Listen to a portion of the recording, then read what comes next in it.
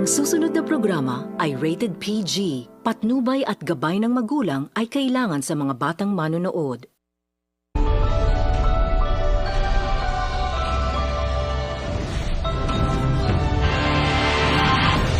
Dismissed Mayor Alice Go, arestado sa Indonesia. Puna ng NBI, pagbabago sa anyo. Gaya ng mas maiksi niyang buhok, sinadya para hindi siya makilala. NBI at DOJ aalalay sa PNP at DILG para sa pagpapauwi kay Go sa Pilipinas. Pero Indonesia, may hinihingi umanong kapalit ayon sa ilang Indonesian news website. Pangulong Bongbong Marcos tiniyak na hindi lang masisibak kundi kakasuhan pa ang mga tumulong na makapuslit si Go. All of those who are implicated will certainly pay the price.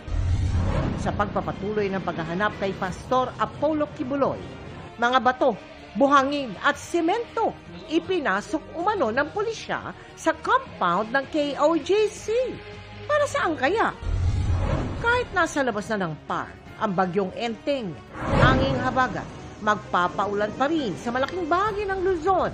Masamang panahon, masusundan pa sa susunod na linggo.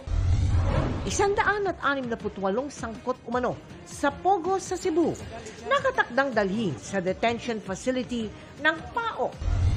Birthday girl Kylene Alcantara nag-celebrate sa New York kasama si Kobe Paras. Barbie Forteza at David Licauco magkasama naman sa Land of Smiles, Thailand. Live mula sa GMA Network Center, 20 taon nang nakatutok. 24 oras. Magandang gabi po, Luzon, Visayas at Mindanao. Nadakip na ng mga otoridad sa Indonesia si Alice Go. Mahigit 1 buwan mula ng iligal na pumuslit palabas ng bansa noong Hulyo. Nahuli po siya sa isang apartment sa Tangerang, Indonesia.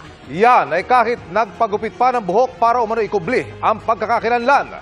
Nakatutok si John Consulta. Mag-aalauna ng madaling araw, oras sa Pilipinas, inaresto ng Indonesian Police si dismissed Banban Mayor Alice Go sa tinutuluyan niyang apartment sa Tangerang City, Indonesia. 2 linggo yan matapos dumating sa isang airport sa Indonesia noong August 20. Sa videong binigay sa atin ng ating source, makikita may kasama siyang lalaki na kilala ng source na si Duan Renwu, Chinese boss ng Lucky South 99, ang Pogo sa Porac, Pampanga. Ayon sa NBI, mas maikli ang buhok niya ngayon kumpara nung huling pagharap sa Senado noong July. Para maitago ang kanyang identity, meron nang lumabas, nakita na yung na-share ang Indonesian Police na talagang maiksi na ang buhok niya, nagpaputol ng buhok to conceal her identity. Mahigit 1 linggo rin ang ginawang backtracking ng iba't ibang ahensya ng pamahalaan, kasama ang mga operatiba ng PNP, Immigration, NBI at Indonesian authorities sa Jakarta at mga karatig lugar.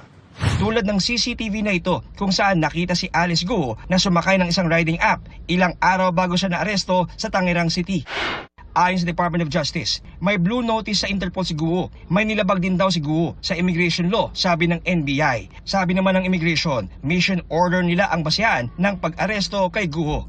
May blue notice na yan sa loob ng Interpol. Marami talagang violations. Kasi alam natin na siya po ay humaharap sa deportation case dito sa Pilipinas for being an undesirable alien as well as for misrepresentation. Nagdagdag pa po tayo, may pinadala din po natin yung information about her other cases.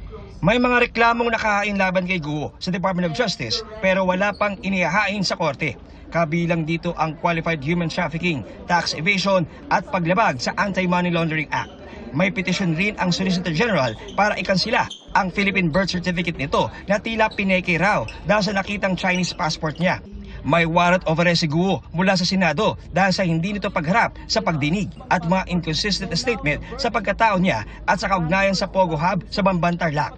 Pinaniniwalaang noong July patagong lumabas sa bansa si Guo kasama ang mga kapatid at pumunta sa Malaysia, Indonesia at Singapore.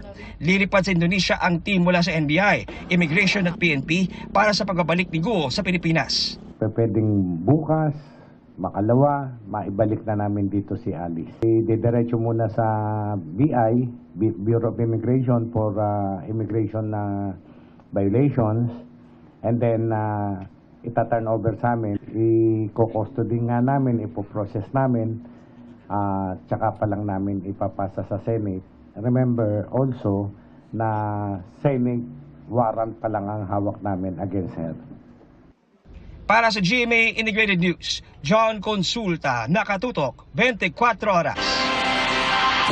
Palit-ulo naman ang hiling ng Indonesian government ayon sa ilang Indonesian news website. Gusto umano ng kanilang gobyerno na isuko rin na